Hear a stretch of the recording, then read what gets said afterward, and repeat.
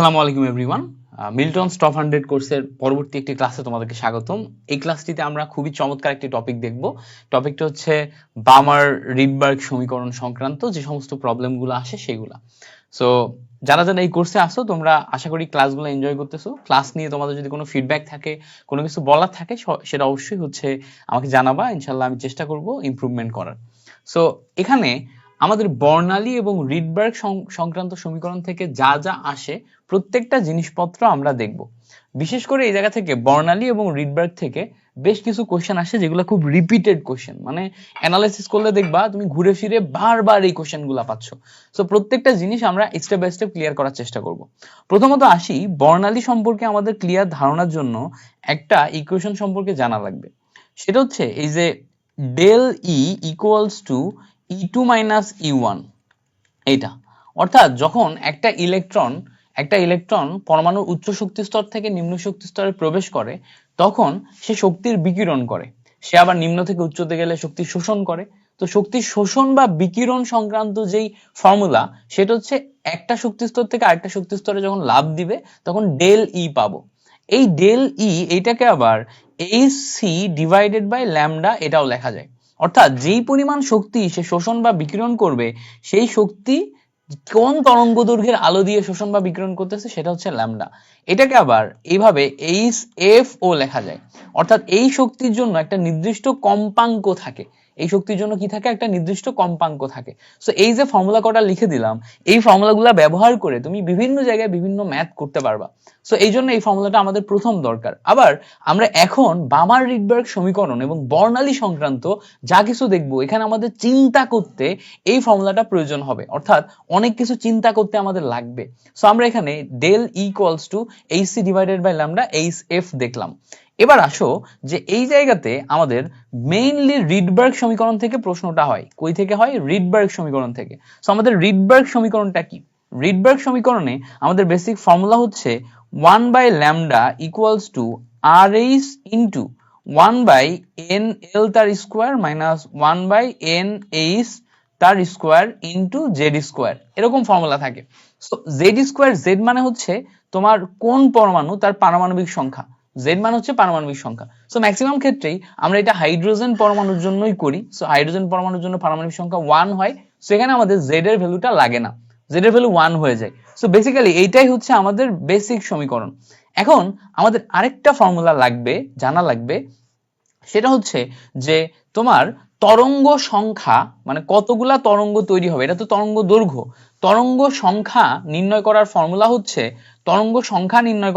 হচ্ছে, যে নিউ বার, এটা হচ্ছে তরঙ্গ সংখ্যা, এটা equals to 1 divided by lambda. অর্থাৎ যেইটা তোমার হচ্ছে 1 ডিভাইডেড বাই ল্যামডা, এটাই হচ্ছে nu bar. So nu bar বের করার ফর্মুলা হচ্ছে একদম simple, RH into 1 by NL এর স্কোয়ার মাইনাস 1 বাই NH তার স্কোয়ার। সো এই নিউ বার বের করার ফর্মুলা হচ্ছে এটা।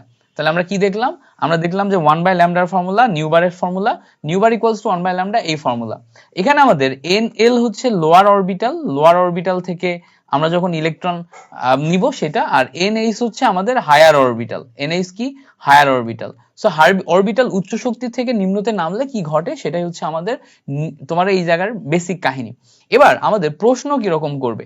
প্রশ্ন এখান থেকে বেসিক করে যে যদি 5 নাম্বার অরবিটাল থেকে 5th অরবিটাল থেকে ইলেকট্রন তোমার হচ্ছে সেকেন্ড অরবিটালে নেমে আসে তখন ল্যামডার ভ্যালু কত? সো এরকম প্রশ্ন করে। 5th অরবিটাল থেকে যদি সেকেন্ড অরবিটালে নেমে আসে তখন ল্যামডার ভ্যালু কত? এরকম যদি প্রশ্ন করে তখন তুমি কিভাবে উত্তর করবা? দেখো, তখন আমাদের ল্যামডার ভ্যালু বের করার জন্য 1 by lambda equals to RH into 1 by NL এর স্কোয়ার করতে হবে। সো 1 বাই NL, NL মানে লোয়ার অরবিটাল কত এখানে দেখো তো, এটা হচ্ছে NL সেকেন্ড। তো NL এর ভ্যালু যেটা আছে, এটা 2 চলে আসে। আচ্ছা, আর NH মানে হায়ার অরবিটাল, তো হায়ার অরবিটাল কত? NH, এটা কত? এখানে দেখো 5 চলে আসে। সো NL এর স্কোয়ার মানে 1 বাই 2 এর স্কোয়ার মাইনাস NH এর স্কোয়ার মানে 1 বাই কত বলো তো? 5 এর স্কোয়ার। এইটা, এই ক্যালকুলেশনটা করলাম। করার পরে দেখো RH ইন্টু দেখো 1 বাই 4 মাইনাস 1 বাই কত আসে হচ্ছে 25, 1 by 4 minus 1 by 25। So calculation করলে RH ইন্টু দেখো কত আসে, 4 পজিশন 100। সো উপর নিচে গেল 100, উপরে যায় 25 মাইনাস 4, এভাবে ক্যালকুলেশন হয়। সো এখানে দেখো 4 পজিশন 100 করলে এবার তারপর আসো 25 মাইনাস 4।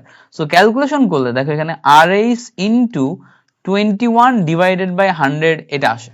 কত আসে? RH into 21 divided by 100। So এখন আমাদের চাইছিল হচ্ছে ল্যামডার ভ্যালু, বাট আমরা এটা 1 বাই ল্যামডার ভ্যালু পাইছি। সো ল্যামডার ভ্যালু কি পাবো? তখন দেখো ল্যামডার ভ্যালু পাবো উল্টায় যাবে, ল্যামডার ভ্যালু পাবো টোটালটা উল্টায় গেলে উপরে যাবে 100, নিচে যাবে 21 RH। কি হবে? উপরে যাবে 100, নিচে যাবে 21 RH।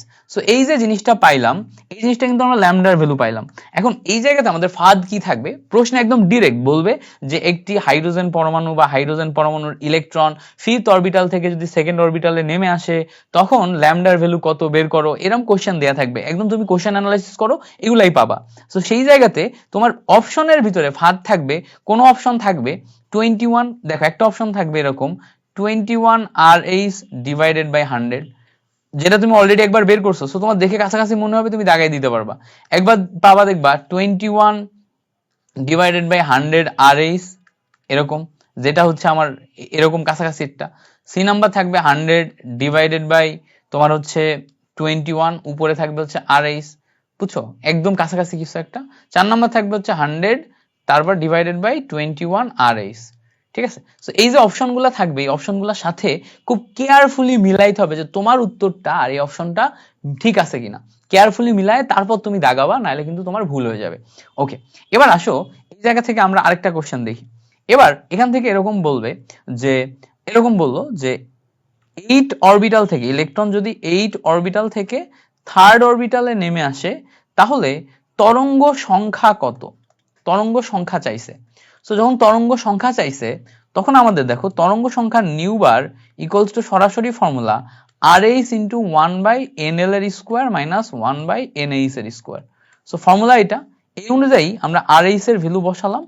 এবার NL এর স্কোয়ার মানে হচ্ছে 1 বাই 3 এর স্কোয়ার। NL মানে কি? লোয়ার অরবিটাল, সেটা কত? 3rd। NH এর স্কোয়ার মানে 1 বাই 8 এর স্কোয়ার, এরকম।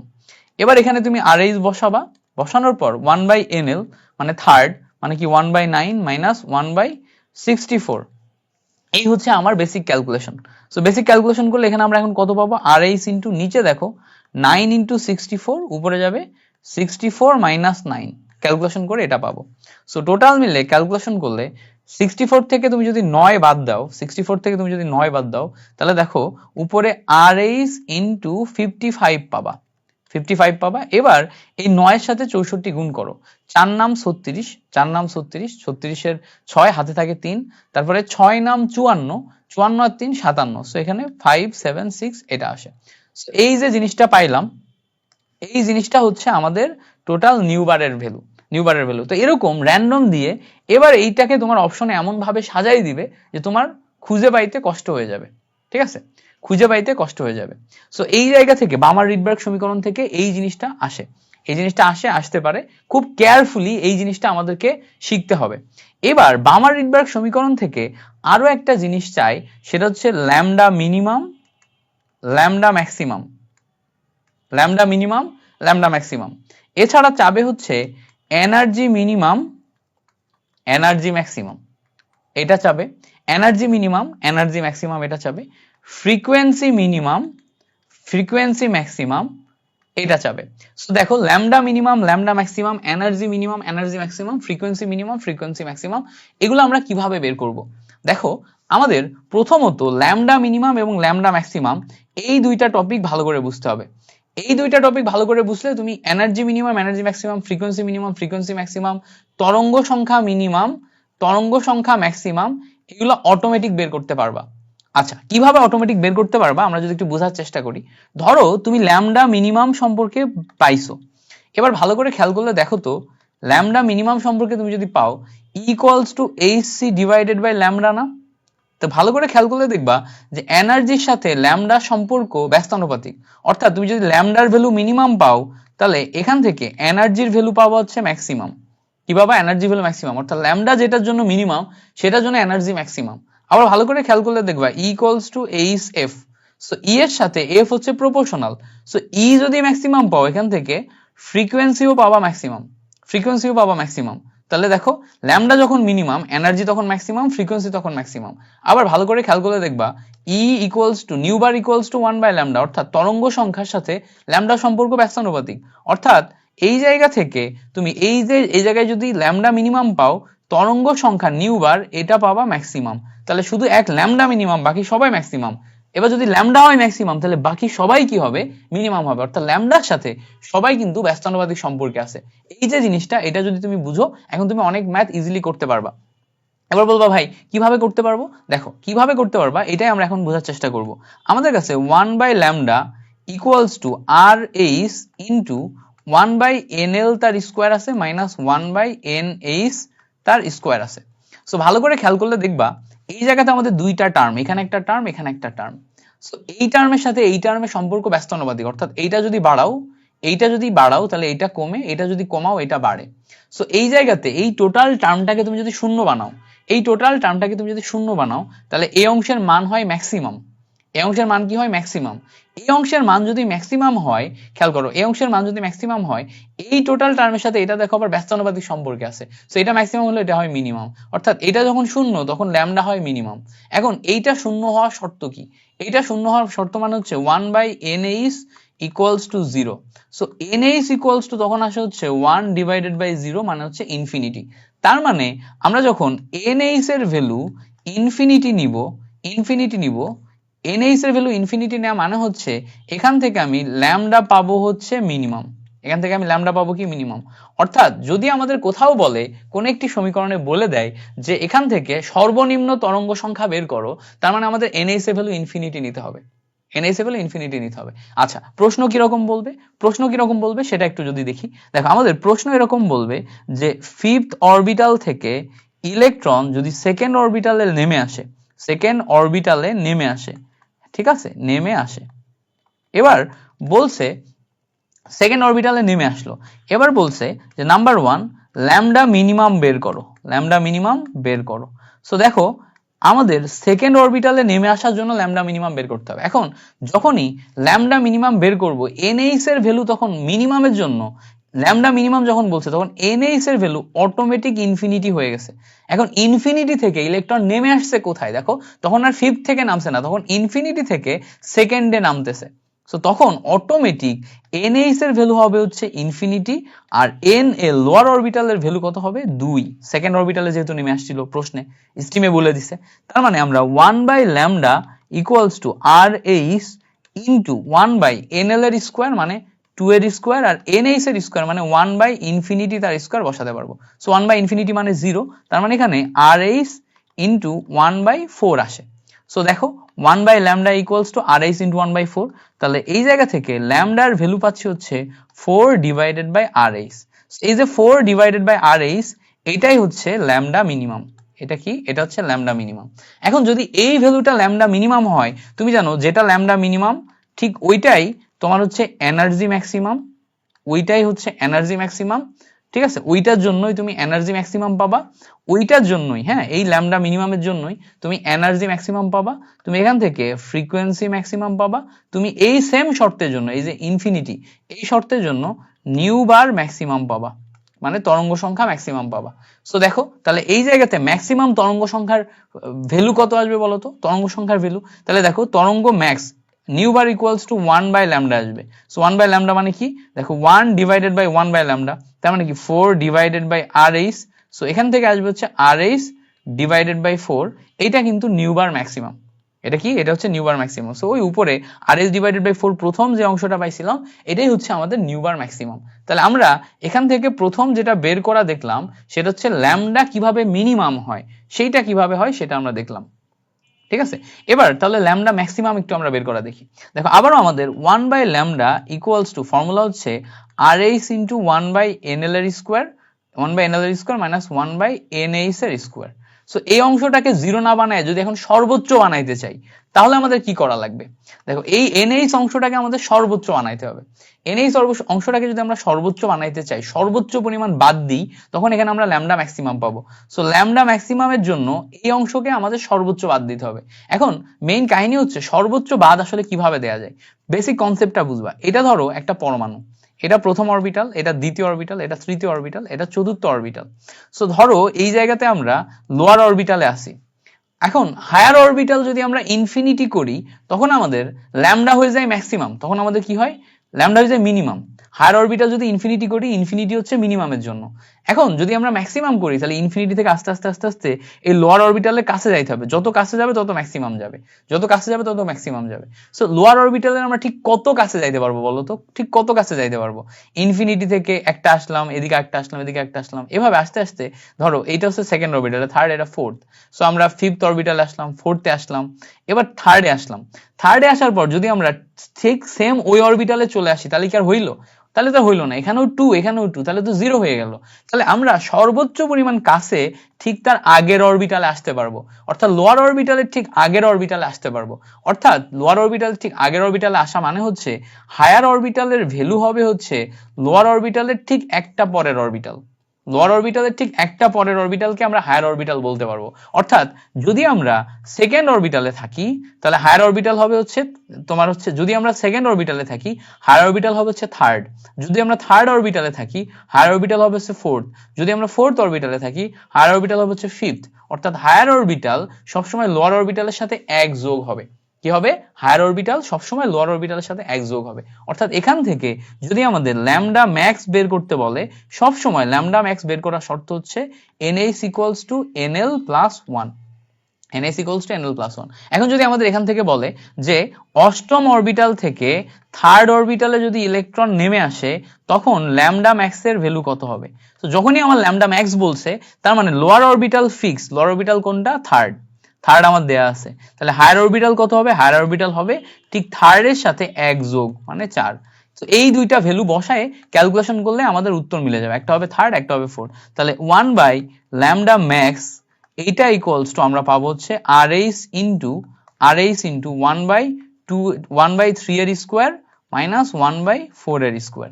সো ক্যালকুলেশন করো, এখানে আমাদের RH থাকলো, দেখো নিচে দেখো এই জায়গাতে হচ্ছে আমাদের 3 এর স্কোয়ার মানে হচ্ছে 9, আর এখানে 4 এর স্কোয়ার মানে হচ্ছে 16।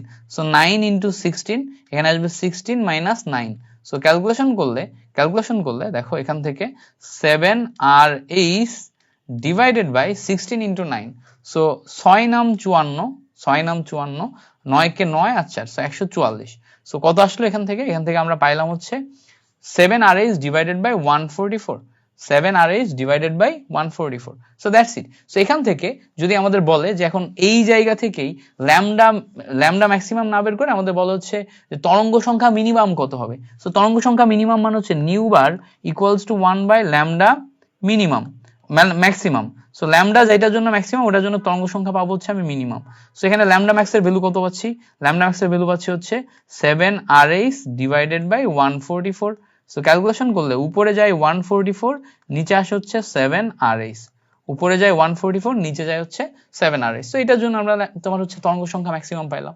এইভাবে স্টেপ বাই স্টেপ ক্যালকুলেশন করে আমরা কিন্তু এই টপিকগুলা ক্লিয়ার করতে পারবো। তো খুবই অসাধারণ একটি টপিক, খুব ভালো করে বুঝে নিবা যাতে এই জায়গা থেকে যদি কোশ্চেন আসে কোনোভাবেই ভুল না হয়, কেমন?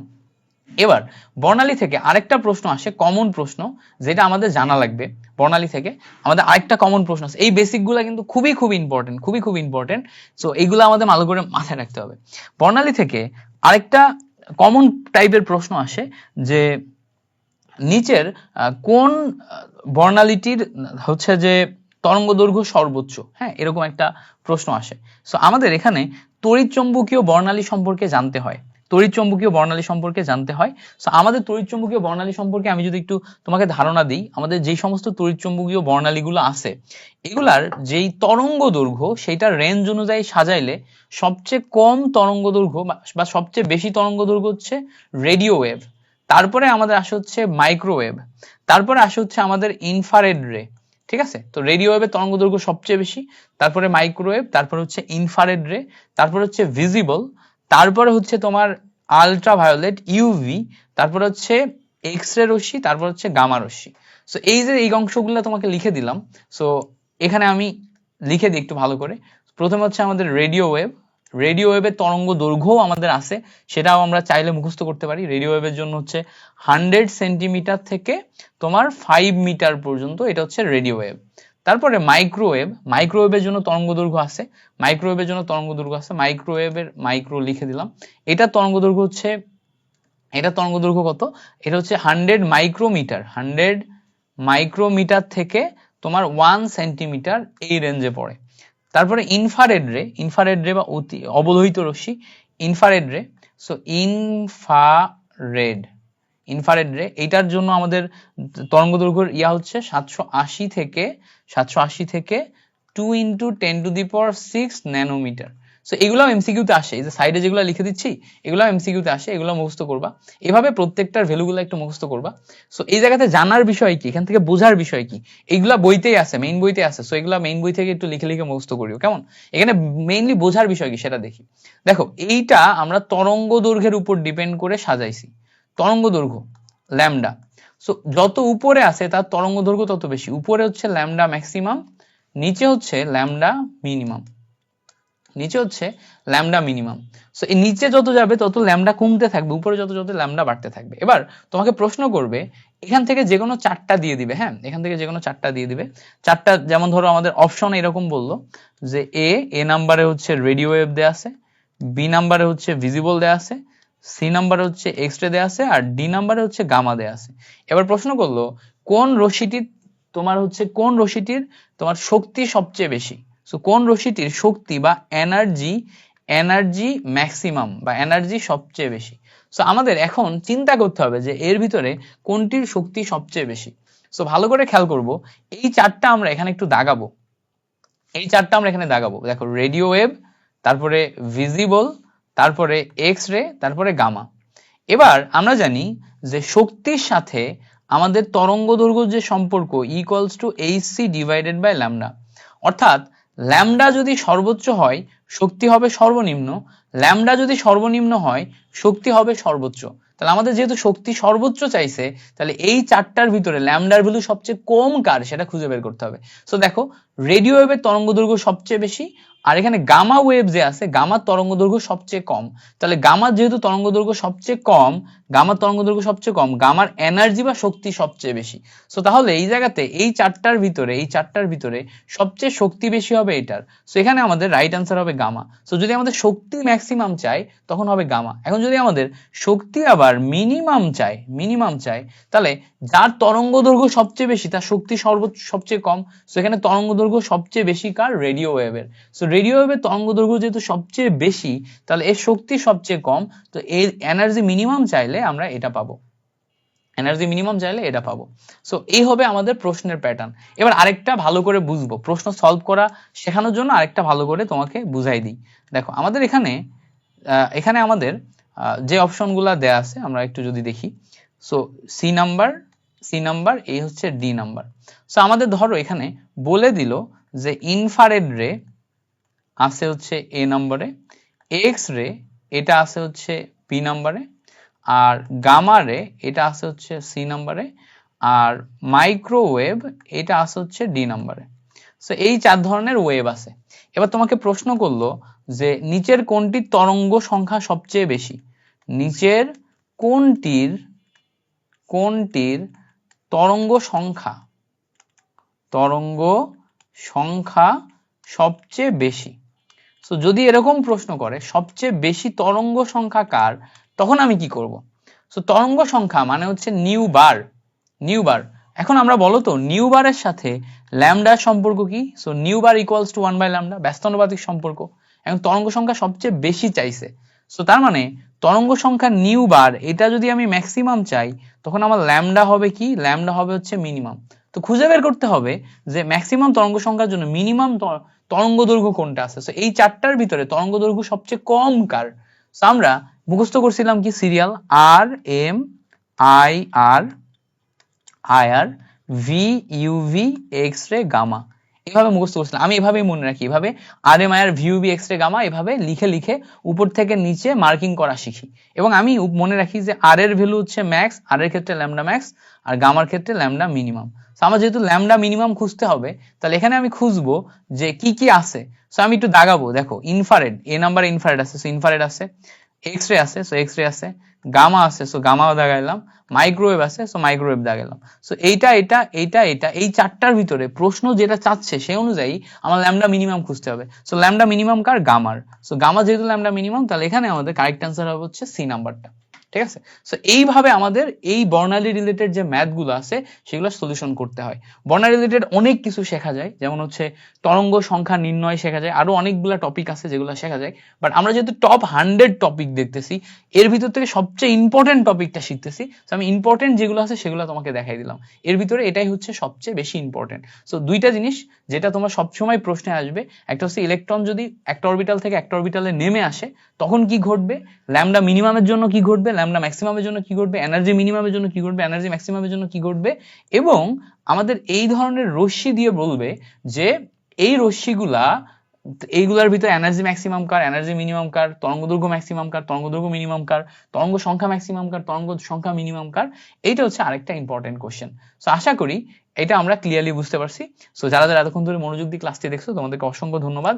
তোমরা টপ 100 ক্লাসগুলো কেমন লাগতেছে, প্রত্যেকটা জিনিসপত্র শিখতে পারতেছো কিনা ঠিকঠাক ভাবে আমাকে একটু কমেন্টে জানাই দিবা, আমাকে একটু গ্রুপে তোমরা জানাবা। ইনশাল্লাহ তোমাদের সাথে পরবর্তী ক্লাসে পরবর্তী টপিকে দেখা হচ্ছে। ততক্ষণ পর্যন্ত ভালো থাকো, সুস্থ থাকো, ভাইয়ের জন্য দোয়া রেখো। আল্লাহ হাফেজ, আসসালামু আলাইকুম।